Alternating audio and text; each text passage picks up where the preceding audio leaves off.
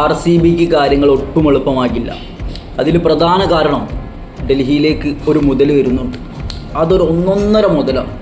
സ്റ്റംപിനെ പ്രണയിച്ച മാലാഖ ആരാണെന്ന് നിങ്ങൾക്ക് മനസ്സിലായിട്ടുണ്ടാകും. ഓസ്ട്രേലിയയുടെ പേസിലെ ഏറ്റവും വലിയ വജ്രായുധം, ഏറ്റവും മൂർച്ചയുള്ള വജ്രായുധം മിച്ചൽ സ്റ്റാർക്ക്. വരുന്നത് ചെറിയ പുള്ളിയല്ല, സ്റ്റാർക്കാണ്. സ്റ്റാർ എങ്കിടി പോയാൽ ഇനി ആരെന്ന് ചോദിച്ചവരോട് ഞങ്ങൾക്ക് സ്റ്റാർക്ക് ഉണ്ടടാ എന്ന് ഡൽഹിക്ക് പറയാം. സ്റ്റാർക്ക് എങ്കിടിയേക്കാൾ എത്രയോ ബെറ്റർ ആണെന്നുള്ളതും നിങ്ങൾക്കറിയാം. ആ സ്റ്റാർക്കാണ് വരുന്നത്. സ്റ്റാർക്കിൻ്റെ ന്യൂ ബോൾ ഓപ്പണിംഗ് ഓവേഴ്സൊക്കെ കുറച്ച് പ്രയാസപ്പെടും. RCB ആയാലും ആരായാലും അത് ഡൽഹി യൂസ് ചെയ്യണം. ഡൽഹി യൂസ് ചെയ്താൽ ഡൽഹിക്ക് റിസൾട്ട് ഉണ്ടാക്കാൻ പറ്റും. പിന്നെ ഡൽഹി ക്യാപിറ്റൽസ് മികച്ച ഫോമിലാണ് കളിക്കുന്നത്. KL രാഹുൽ ഫോമിലേക്ക് തിരിച്ചു വന്നു, മികച്ച പെർഫോമൻസ് കാഴ്ചവെക്കുന്നു. നിതീഷ് റാണ ഫോമിലേക്ക് വന്നു.